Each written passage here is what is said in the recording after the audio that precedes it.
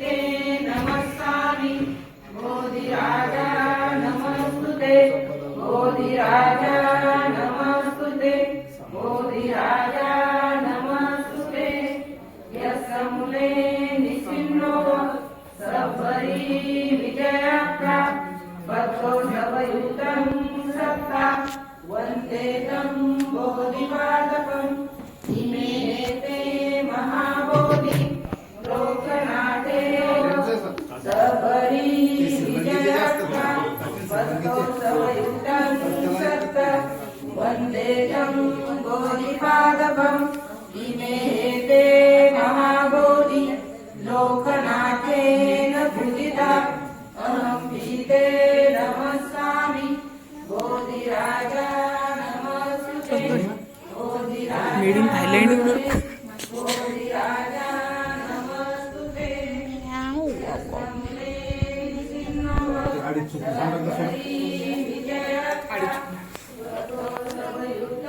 भैया सर का भैया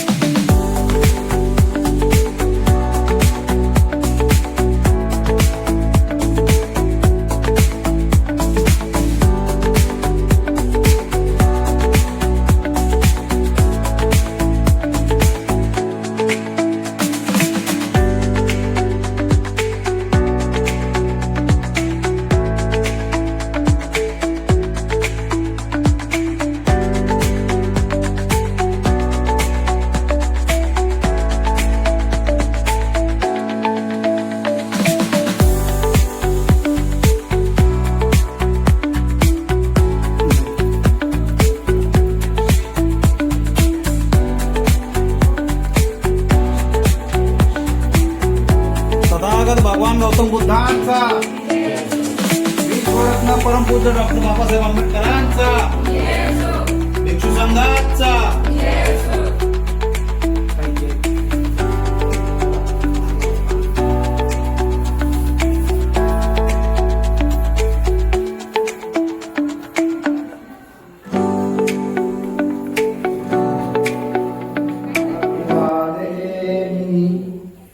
स्वाहातो भगवता धम्मो धम्मं नमस्वामि सुपटिपन्नो भगवतो सावकसङ्गो तस्य भगवतो अर्हतो सम्मा सम्बुद्धस्य नमो तस्य भगवतो शरणं गच्छामि धम्मं शरणं गच्छामि संघं शरणं गच्छामि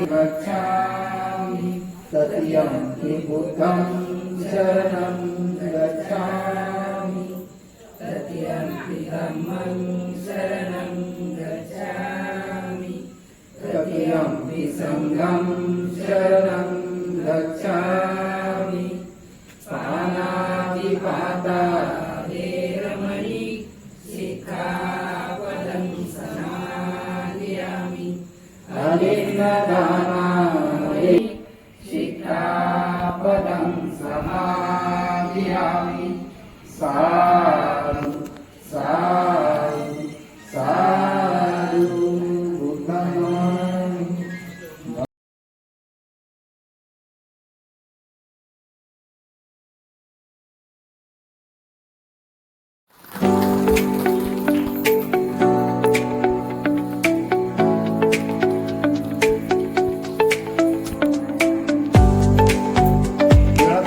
उपस्थित झालेल्या ताईंचं स्वागत.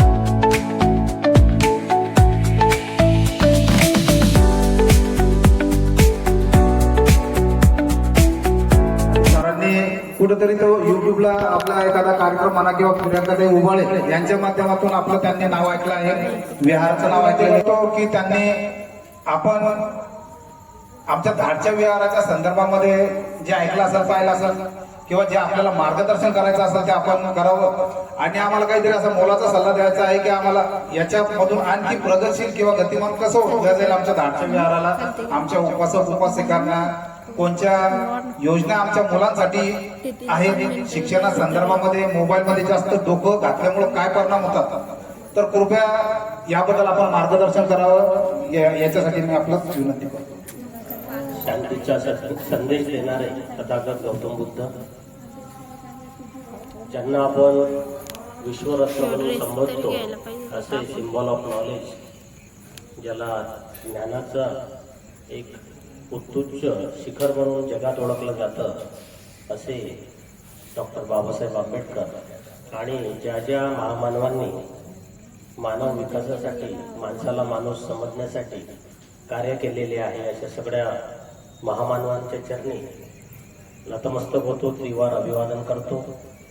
आज हा इथं येण्याचा उद्देश आपल्या या बुद्धिस्ट परंपरेला पौर्णिमा हा दिवस अतिशय महत्त्वाचा म्हटला जातो.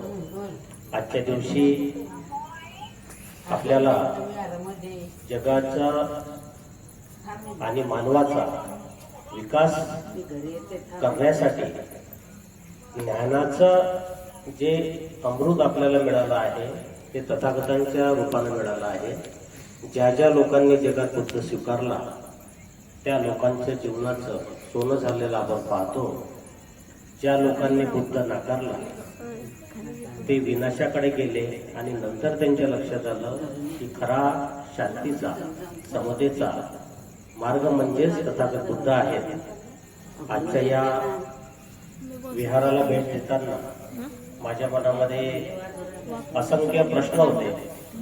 मी याआधी आपल्या या विहाराचं नाव बरेचदा ऐकलं होतं आणि सोशल मीडियाच्या माध्यमातूनही इथले उपक्रम माझ्यापर्यंत आणि सर्व उपासक उपासिकांपर्यंत महाराष्ट्रावर नव्हे देशाभर सातत्यानं जात असतात.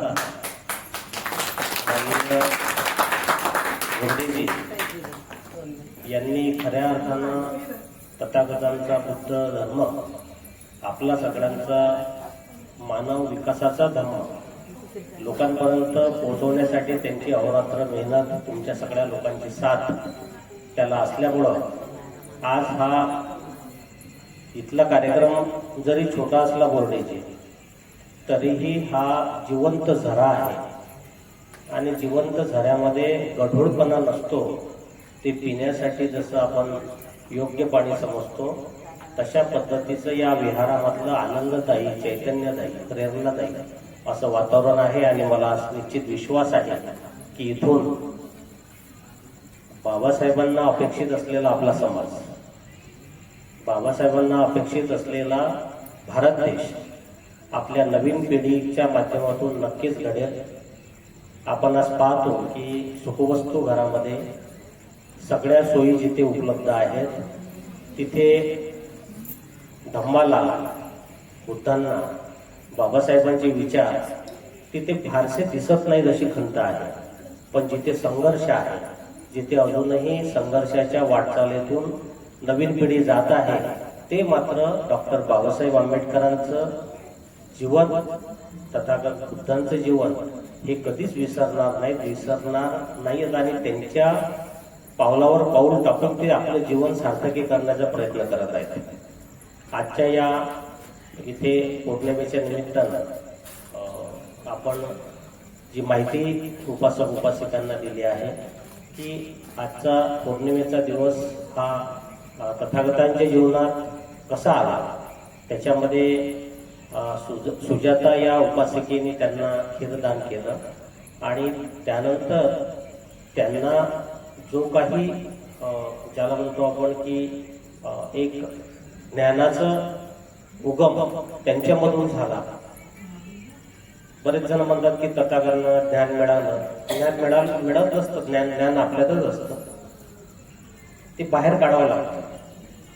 बुद्धांनी अखंड तपश्चर्याने ते ज्ञान बाहेर काढलं, ते समजून घेतलं आणि समजल्यानंतर त्यांच्या मनात प्रश्न आला की आता हे मला मिळालेलं ज्ञान मी हे लोकांपर्यंत द्यायचं किंवा नाही, यावरही त्यांनी बरंचसं चिंतन केलं. आणि मग त्यानंतर प्रथम 5 शिष्यांना त्यांनी हा उपदेश केला की याच्यानंतर माणसाचं जे जीवन आहे हे दुःखमय जीवन आहे, संघर्षाचं जीवन आहे, कठीण जीवन आहे. आणि या जीवनातून मार्ग काढण्यासाठीचा जो मार्ग मला मिळालेला आहे हा मानव कल्याणाचा मार्ग मी लोकांपर्यंत पोहोचवण्याची जबाबदारी त्या पहिल्या 5 शिष्यांवर देतो आहे. त्या पहिल्या 5 शिष्यांनी पुढच्या लोकांना त्यांनी ते ज्ञान पोहोचवावं आणि ती परंपरा आजपर्यंत सुरू आहे. ती आज तुमच्या माध्यमातून, बोर्डे साहेब आपल्या माध्यमातून, या विहाराच्या माध्यमातून पुढच्या पिढीपर्यंत जात आहे. आपण त्याचे साक्षी आहात. तर आपल्या सर्वांचं या निमित्तानं मनापासून अभिनंदन करतो की ज्यासाठी आणि माननीय शिंदे साहेब आणि पाटील मॅडम ह्या आपल्यापर्यंत येण्याच्या मागे एक उद्देश हा आहे की डॉक्टर बाबासाहेब आंबेडकरांनी आपल्याला म्हटलं होतं की हा सारा भारत देश मी बौद्धमय करेल. आणि शेवटच्या 2-3 वर्षामध्ये त्यांनी सांगितलं की अक्षरशः आता मी माझे शरीर मला साथ देत नाही, मला खूप काही करायचं आहे पण माझ्याच्यानं होऊन नाही राहिलं. आणि माझ्या मनात अशी खंत आहे की मला असा एकही तरुण दिसत नाही की हा जो मला माझ्याच्यानं, माझ्या प्रकृतीमुळे, माझ्या स्वास्थ्यामुळे हा लढा, हा संघर्ष, हा पुढच्या पिढीपर्यंत नेण्याची ताकद आज माझ्यामध्ये राहिली नाही. ती एखादी ही जबाबदारी घेणारी तरुण पिढी मला अजूनपात दिसत नाही. ही त्यांच्या मनातली खंत त्यांनी शेवटच्या क्षणी बोलून दाखवली होती. परंतु आज जेव्हा आम्ही तुमच्यापर्यंत हा विचार घेऊन येतो तर आम्हाला तुमच्याकडूनच एक चांगली ऊर्जा मिळतं की खऱ्या अर्थानं आज बाबासाहेबांना एक तरुण जबाबदार पिढी ही त्यांचा धम्म हा लोकांपर्यंत, पुढच्या पिढीपर्यंत पोहोचवणारी ही पिढी असेल. आज कमी का असेल, आज आपल्याला 1000 लोक नको आहे, 1-2 जरी असले, 10 जरी असले तरी ते सातत्य जर त्यांनी ठेवलं तर त्या सातत्यामधूनच तो धम्म लोकांपर्यंत पोहोचेल. आणि धम्म दुसरं तिसरं काही नाही, माणसाला माणूस समजणे, माणसाला माणसासारखं जगू देणे, त्याच्यावर अन्याय करू नये, अत्याचार करू नये, हाच म्हणजे इतक्या सोप्या भाषेत धम्म आहे. सगळ्यांना जगा आणि जगू द्या एवढा साधा संदेश बुद्धांनी दिलेला, तोही आजच्या काळामध्ये लोकांना आवडत नाही. बुद्धांना म्हणजे आता खऱ्या अर्थानं बुद्ध म्हणजे काय, तर खरं जर आपण त्याला म्हणतो, पहिले आपण ऐकत होतो ब्राह्मण ब्राह्मण, तर ब्राह्मण हा जो असतो हा तो जन्मानं ब्राह्मणच्या घरामध्ये जन्म घेतला म्हणून तो बुद्धिमान म्हणून त्याला समाजात स्थान मिळत असे. परंतु तथागत बुद्धांनी सांगितलं की आपण आपलं ज्ञान स्वतः मिळवावं आणि ते समाजाच्या उपयोगासाठी, त्याचा कसा उपयोग होईल यासाठी आपण कार्यरत राहावं. हा विचार जेव्हा जगातल्या कानाकोपऱ्यापर्यंत गेला तेव्हाच बुद्ध म्हणजे नेमकं काय, तर आम्ही सांगताना एकच सांगायचं की अरे बाबा, बुद्ध म्हणजे दुसरं तिसरं काही नाही. बुद्ध म्हणजे ज्ञान. ज्याने म्हटलं की मी बुद्ध आहे म्हणजे समजून घ्यायचं की तो ज्ञानी आहे. ही आपण लोकांना सांगितलं पाहिजे. लोक काय म्हणतात, अरे तो बुद्ध आहे, तो बुद्धिस्ट आहे, तो असा आहे. अरे बुद्धिस्ट म्हणजे काय नेमकं? बुद्धांनी सांगितलं की ज्ञान मिळवा. आम्ही ज्ञान मिळवणारे लोक आहोत, आम्ही ज्ञान देणारे लोक आहोत. आम्ही काही कोणाला विनाशाकडे नेणारे लोक नाही. आम्ही जगाला शांतीचा, समतेचा संदेश देणारे लोक आहोत. आम्ही ज्ञानी लोक आहोत आणि ज्ञानी लोकांनाच त्रास होतो या जगामध्ये. तुम्ही पाहिलं असेल, निर्बुद्धांना या देशामध्ये काहीही स्थान नाही, त्यांचा वापर गुलामासारखा होतो. बुद्धांचं ज्ञान, बुद्धांच्या येणाऱ्या पिढीचं ज्ञान लोकांपर्यंत जेव्हा जातं तेव्हा अंधश्रद्धा दूर होते. आणि अंधश्रद्धा दूर जेव्हा होत असताना ज्या लोकांचे या अंधश्रद्धेच्या भरोशावरचा जो व्यवहार आहे, व्यापार आहे, तो जेव्हा व्यापार धोक्यात येतो तेव्हा ते बुद्धांना नावं ठेवल्या जातात. बुद्धांना सांगितलं जातं की हे असं आहे तसं आहे. तर आपलं ते नाही, आपलं धोरण एकच ठेवायचं. बुद्ध म्हणजे ज्ञान. बुद्धांचं जे तत्व आहे ते म्हणजे समतेचं, शांतीचं तत्व आहे, ज्ञानाचं तत्व आहे आणि ती पोचवणारी आम्ही लोक असल्यामुळे आमच्यापासून तुम्हाला कुठलाही अपाय नाही. होईल तर तुमचा फायदाच होईल. तुम्ही आज ऐकाल, आज ऐकल्यानंतर तुमच्या लक्षात येईल किंवा आपण जे सांगतो कदाचित आज समजणार नाही, पण काही वर्षानंतर मात्र आपण सांगितलेला विचार हा त्यांना पटतो आणि नंतर ते स्वतःच असं म्हणतात की नाही, हे सांगत होते हे बरं होते. आणि सगळ्या जगाला आज खरोखर बुद्धांच्या तत्वाची गरज आहे. आज मी या आपल्या परिसरामध्ये भेट देण्यामागे माझा दुसरा उद्देश असा होता की विहार विकास ज्या योजनाचा महासंघ आपण राज्यभर उभा करतो आहे, त्यामध्ये आपला बुलढाणा जिल्ह्यातील जेवढे तालुके आहेत त्या तालुक्यामध्ये असलेले सगळे विहार, त्या विहारांमध्ये एक सुसूत्रता असली पाहिजे. सुसूत्रता असणं म्हणजे काय असतं, म्हणजे बरेचसे आपले बुद्धिस्ट कॅलेंडर आहेत, त्याच्यामध्ये वेगवेगळे विधी आहेत, वेगवेगळे सण म्हटले जातात किंवा आपण उत्सव मध्ये ज्याला म्हणतो. परंतु ते कुठे सकाळी, कुठे दुपारी, कुठे संध्याकाळी, त्याचं एक पद्धत पण नाही की कोणी पण आपल्या ज्याला योग्य वाटते तसं तो करतो आहे. तर सगळ्या ठिकाणी जर एकाच पद्धतीनं सगळं, जसं आता पौर्णिमा उत्सव आहे, हा पौर्णिमा उत्सव जिल्ह्यातल्या सगळ्या विहारांनी एकाच वेळेस जर त्यांनी सकाळपासून संध्याकाळपर्यंत एक ठरवलेली विधीनुसार जर केला, त्याच्यामध्ये सुसूत्रता आली तर ते लोकांपर्यंत जायला, समजायला सोपं जातं. पौर्णिमाचा उपवास आपण करताना आपण पावित्र्य जेव्हा राखतो त्याच वेळेस तो उपदेशही 2-4-5 लोकांपर्यंत जेव्हा जातो तेव्हा खऱ्या अर्थानं पौर्णिमा उत्सव हा साजरा झाल्यासारखा वाटतो. त्याच्यानंतर माझ्या असं लक्षात आलं की आम्ही भरपूर विहारांना भेटी दिल्या. तर विहारांना जेव्हा भेटी दिल्या तेव्हा असं लक्षात आलं काही विहारांना तर लॉक लागलेले आहे अंतर्गत, काही ठिकाणी नवीन वस्त्या झालेल्या आहेत, तिथे ओपन स्पेस आहेत, ते ओपन स्पेस विहारांना मिळत नाही. तिथे काय झालं, आता वस्ती जेव्हा नवीन होते शहराच्या किंवा गावाच्या बाजूला, तर तेव्हा तिथे सगळ्या समाजाचे लोक असतात आणि प्रत्येक जण हा तिथे अल्पसंख्याकच असतो. कारण असं काही ठरून काही कोणी येत नाही, प्लॉटची जागा कमी भावात मिळते म्हणून प्रत्येक जण आपापलं तिथे जाण्याचा प्रयत्न करतात आणि मग तिथे असलेले ओपन स्पेस ज्याचा जो पहिले आला तो त्याच्या पद्धतीनं तो स्वतःच करून घेतो. आपल्या विहारालाही जागा मिळण्यासाठी त्याच्या पद्धती ज्या आहेत, आपण ग्रामपंचायतला, ग्रामसभेमध्ये काय केलं पाहिजे की नेमकी आपल्याला जागा मिळेल. आता मला असं लक्षात आलं, मी आता येत असताना पाहिलं की बुलढाण्यापासून धाडपर्यंत येताना भरपूर गावांमध्ये ई क्लास जमीन आहे, पण ई क्लास जमीनची मागणीच आपण केली नाही तर ते मिळणार कशी आपल्याला? म्हणजे आपल्याला महत्वाचा उद्देश काय आहे की सम्राट अशोकांच्या काळामध्ये जे विहार होतं ते नुसतं विहार म्हणजे धम्माचं केंद्र नव्हतं, त्या विहारामध्ये ज्ञानाचं केंद्र होतं, तिथे निवासाची व्यवस्था होती, तिथे वैज्ञानिक सैद्धांतिक बाजू ज्या आहेत ते मोठे गुरुवर्य तेव्हाचे बनतेची किंवा भिक्खू ते ज्ञानदान करायचे. 1,000, 5,000, 10,000 असे त्या विहारामध्ये राहण्याची व्यवस्थापासून सगळ्या व्यवस्था होत्या.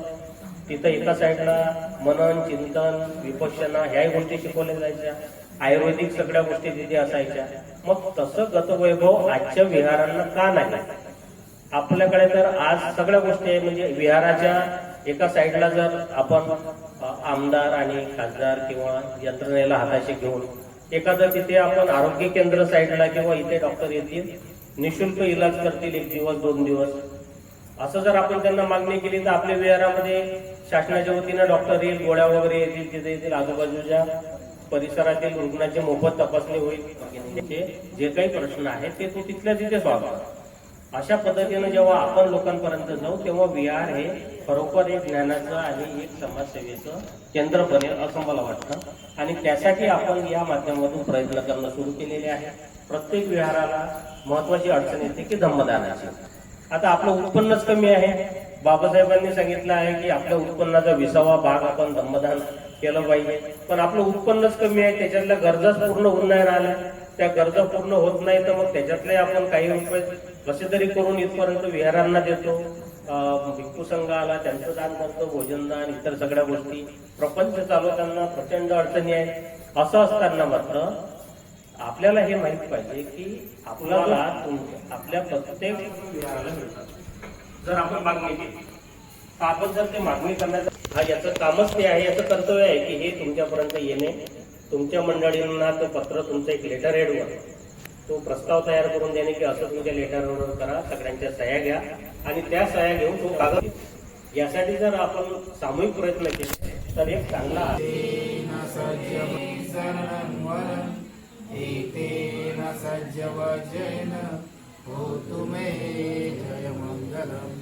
साधु साधु साधु बुद्धं नमामि, धम्मं नमामि, संघं नमामि.